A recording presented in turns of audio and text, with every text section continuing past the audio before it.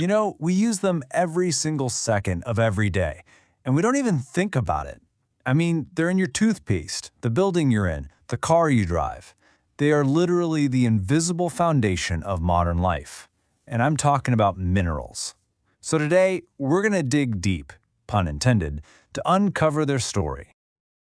All right, let's kick things off with a little riddle. I want you to think about your day so far, your morning routine, your commute, maybe the office you're sitting in.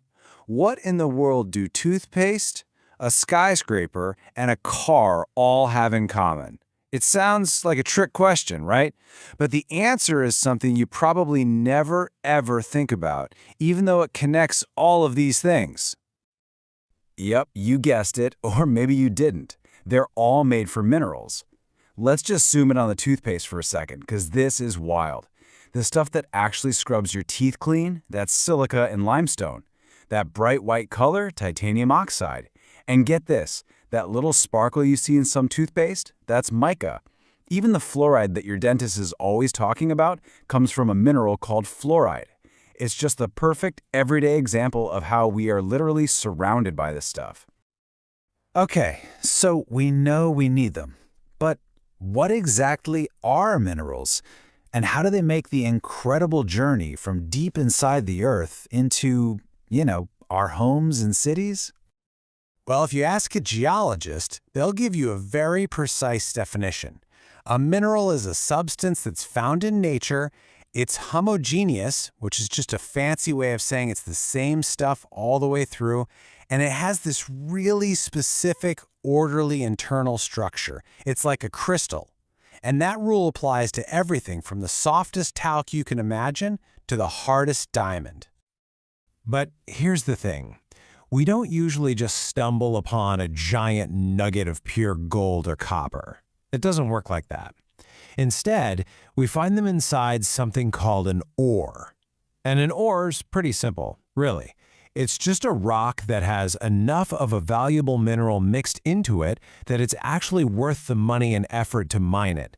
If it's not worth it, well, then it's just a plain old rock. And the way these things form is just fascinating. For starters, you have minerals like tin and copper that get forced into cracks in rocks as hot molten liquid, forming what we call veins and lodes. Then you've got others, like coal and iron ore, that are laid down in these huge horizontal beds over millions and millions of years. Bauxite, which is where we get aluminum, that's actually just the leftover stuff after surface rocks get worn away by weather. And of course, there are the alluvial deposits. Think gold and silver that get washed down into riverbeds and valleys. And last but not least, the ocean itself is a gigantic mineral treasure chest, giving us everything from the salt on our table to magnesium and manganese. So, minerals are forming all over the place. But, and this is a big but, they are not spread out evenly at all, not even close. To really get a handle on this, let's use India as a case study. It's a place with some really rich and diverse geology. So the first thing you need to know about India is that its mineral wealth is really concentrated in certain areas.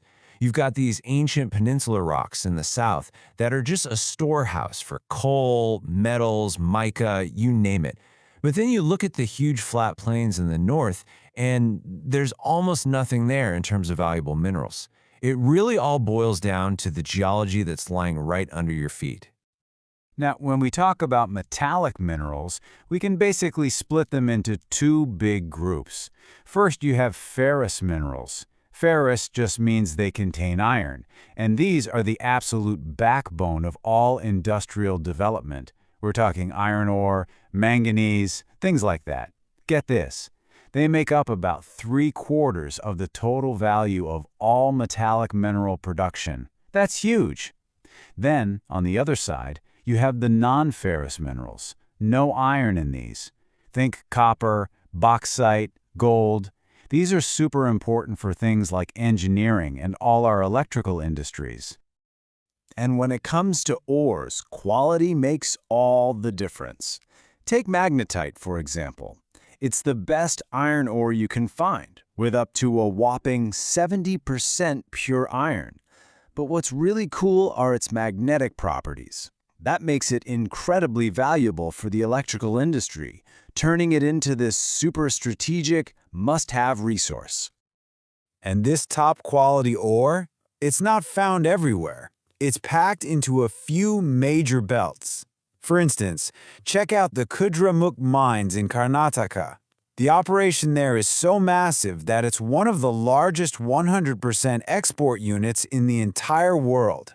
That means every single bit of ore they pull out of the ground gets shipped overseas. Just incredible. And we see this same pattern of concentration with other minerals too, like manganese, which, by the way, you absolutely need to make steel. Just look at this. Only 2 states, Madhya Pradesh and Maharashtra, are responsible for a combined 60% of the entire country's production. Just 2. And believe it or not, it gets even more extreme with some of the non-ferrous stuff. Let's look at bauxite. That's where we get our aluminum. The state of Odisha, all by itself, produces nearly 2/3 of all the bauxite in India. One state. That's just a staggering level of concentration. But getting these treasures out of the ground, it comes at a very real and very serious cost. And it's a cost that's paid by the planet and by the very people who do this incredibly dangerous work. For the miners, the danger is constant. It never stops. We're talking about inhaling toxic dust that leads to terrible lung diseases. They face the daily threat of a mine roof collapsing on them, or the tunnels flooding, or fires breaking out deep underground. And in some regions, you see this practice called rat hole mining. It's as awful as it sounds. People digging these long, narrow tunnels, sometimes just big enough for one person to crawl through, to get at thin seams of coal. It's incredibly dangerous, and while it's illegal, it still happens. And the damage to the environment? It's just as bad.